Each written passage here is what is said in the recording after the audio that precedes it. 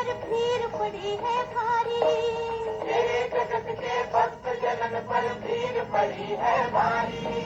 दानव दल पर टूट पड़ो माँ करके सिंह सवारी। तो होते तो बलशाली, देवत पूजाओ वाली, दुष्टों को तू ही तो संवारती। ओ मैया हम सब उतारे तेरी आरती।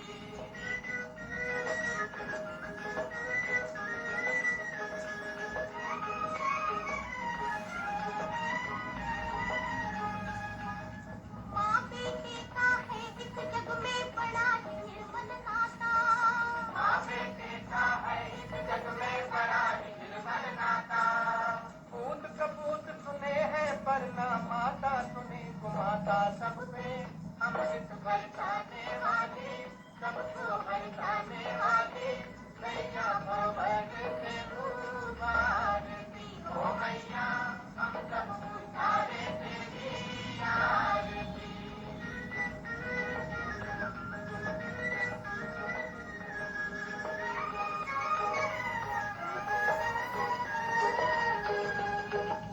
नहीं मांगते धन और दौलत, ना चांदी ना सोना। नहीं मांगते धन और दौलत, ना चांदी ना सोना। हम तो मांगे माँ तेरे मन में एक छोटा सा कोना। सब पे करुणा बरसाने वाली, विपदा मिटाने वाली, सतियों के सत को संवारती। हो मैया हम सब उतारे तेरी आरती। अम्बे तू है जगदम्बे काली, जय दुर्गे खप्पर वाली, तेरे ही गुण गाए भारती। ओ मैया हम सब उतारे तेरी आरती। धनी मिला है, आगे तो निर्धन के थे। धनी के बिना बुद्धि भटकती थी तो सब कुछ भटकता था ना। अभी तो नॉलेज है, रोशनी है, बुद्धि धन की है। अभी मालूम है धनी कौन है, किसको याद करने का है। तो अभी धनी की तरफ बुद्धि को रखने का है। और धनी के ऑर्डर पर, हुक्म पर, कहते नहीं हुक्म ही हुक्म चलाए राम, अभी चलाते हैं, अभी उसके हुक्म पर चलते हैं। इसके पहले नहीं थे हुक्म ही हुक्म चला। वो तो जब पता भी हिलता है ना, उसके हुक्म से हिलता है। वो पत्ते का हुक्म करने वाला थोड़ी है, पत्ते को तो हवा चलाती है। पत्ते को कोई वो कहता बता हेलो, भगवान का काम यही है, बता हेलो फलाना ये करो ये करो ये करो। वो थोड़ी ये पेड़ करके ऑर्डर करेंगे। हाँ, फिर तो चोर को कहेगा चोरी करो, हाँ तो वो भी ऑर्डर उसका हो जाएगा। नहीं, ये ऑर्डर नहीं है उसके। उसका ऑर्डर अभी ये जो आपको मत मिलती है अभी कि कैसे अपने को पवित्र रखो और किस तरह से अपने कर्मों को श्रेष्ठ बना, ये है उसका हुक्म। तो अभी हुक्म ही हुक्म चलाए रहा। अभी वो अपना हुक्म दे रहा है और हमको कैरी आउट करना, उसके मत पर रहना है और मत पर चलना। तो अभी बाप कहते हैं अभी मेरा हुक्म जो है उसको मानो। और अभी के लिए, क्योंकि अभी दुनिया का अंत है और नहीं दुनिया बनाता हूँ, उसके लिए अपना ये अभी फाउंडेशन डालो। तो अभी फाउंडेशन डालने का टाइम है ना, तो अभी उसमें अपनी स्पिरिटी को धारण करने का अच्छा ख्याल रखो और प्रैक्टिकल। तो इसीलिए बाप का जो मत मिल रही है और जो भी उसकी फरमान है उसी पर रहकर कर करके बाप कहते हैं फरमान है मुझे याद करो और अपने कर्म को पवित्र रखो अथवा विकारों के संग में कोई काम मत करो। तो इसका भी पालन करो। और फिर भी कहते हैं पिछला तुम्हारा खाता तुमको कहाँ रुकावट डालेंगे कोई कर्म बंधन के रूप में। हाँ, तो भी कहते हैं तुम्हारे को भी अपना ज्ञान योग तो मिला है, उसके आधार से उसको साफ करते रास्ते को आगे बढ़ो। पर तू कहाँ मूझो, तो फिर भी मैं बैठा हूँ ना, अभी हूँ हाजरा हजूर हूँ अभी। हाँ, अभी ओमनी प्रेजेंट, ऐसे नहीं है कि ओमनी प्रेजेंट है ही है, नहीं अभी हुआ हूँ, अभी प्रेजेंट हूँ। तो अभी जब मैं प्रेजेंट हूँ तो मेरी हाजिरी में अभी मेरे से तुम राय भी ले सकते हो।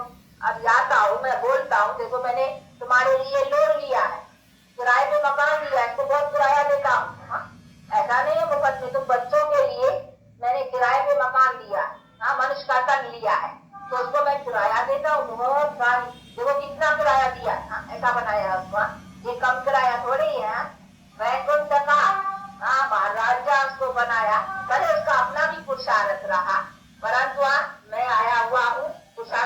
भी रहा। हाँ? तो मैं तो कहूँगा ना, तो वहाँ देखो उनको क्या मिला। तो बाप कहते हैं बच्चे इसीलिए मैं कोई मुफ्त में नहीं आया हुआ हूँ, मैं बहुत किराया देता हूँ। सारे विश्व का मालिक बनाता हूँ तुम बच्चों को, इसीलिए उसके लिए मैंने कर लिया है।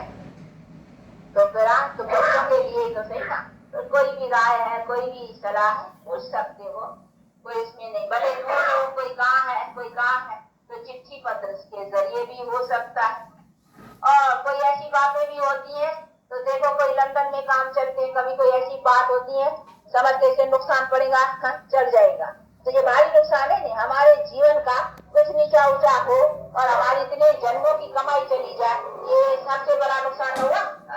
सबसे बड़ा देखो कोई ऐसी बात है तो चल भी आ जाना चाहिए, परंतु कोई ऐसी बात बनती नहीं है जो चल रहा, क्योंकि ये तो अपना ज्ञान ऐसा है जिसे समझ इतनी मिली है कि हमको करना क्या है वो हम अपनी बुद्धि से भी समझ सकते हैं। मेरे बुद्धि मिली है नहीं अभी, तो भी बात कहते हैं इतना अपनी संभाल रखते हैं, इस बातों में गफलत नहीं रखनी चाहिए। कुछ नीचे ऊंचे हुआ तो होने दो, नहीं कि अपने को संभाल रहे और अपना पुरुषार्थ आगे रखो। जितना जितना रखेंगे अच्छा ही,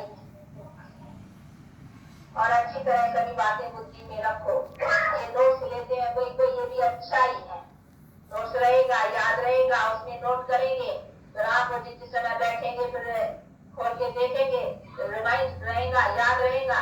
तो ये पॉइंट्स लेना, नोट करना, ये सब पढ़ाने वाले स्टूडेंट लिखे होते ना, वो सारा अपनी पढ़ाई में अटेंशन, वो समझेंगे ये पॉइंट अच्छी है, दूसरे किसी को समझाने के लिए अच्छी है, नोट करेगा, फिर अपने भी बुद्धि में रखेगा, अपने भी समझने के लिए, दूसरों को भी इस तरीके, ये तरीके भिन्न भिन्न तरीके होते हैं ना। आज ये तरीका समझाने का बहुत अच्छा रहा।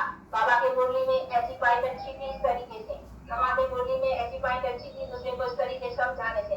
तो ये भिन्न भिन्न तरीके होते हैं, तो जो अच्छे होंगे वो पकड़ेंगे, वो सब जगह मिस नहीं करें, कोई मुरली मिस नहीं करेंगे। तो मुरली में भले रोज पॉइंट तो वही आती है, परंतु ये कई कई तरीके नहीं होते, कोई ना कोई तरीका नया जरूर रोज की मुरली में से मिलेगा जो अटेंशन से। तो उनको इसको समझेंगे तो बात है तो वही है, तो भाई मतलब यही है कि निर्विकारी रहो और परमात्मा को याद करो। बस वो दो आप घर पर कर लेते हैं, पियोरी पियोगी, बस इसका मतलब यही है ना, वो तो हम घर कर सकते हैं, पर तो नहीं, ये रोज जो पढ़ाई मिलती है उनमें तरीके मिलते हैं कई अच्छी तरह से। अपने वो बुद्धि में भी कभी बात अच्छी छुस जाती है, पहले आंखें सुनी होगी, परंतु उनको इतना ऐसा होगा कहेंगे आज मेरी बुद्धि में बैठी ये पॉइंट ऐसी है, तो ऐसा बैठेगा। और फिर दूसरे को समझाने का भी कई तरीके मिलते हैं। तो जो अच्छे पूरा अच्छा नॉलेज के ऊपर अटेंशन देने वाले हैं वो सुनने को और सुनाने को पूरा ध्यान देंगे।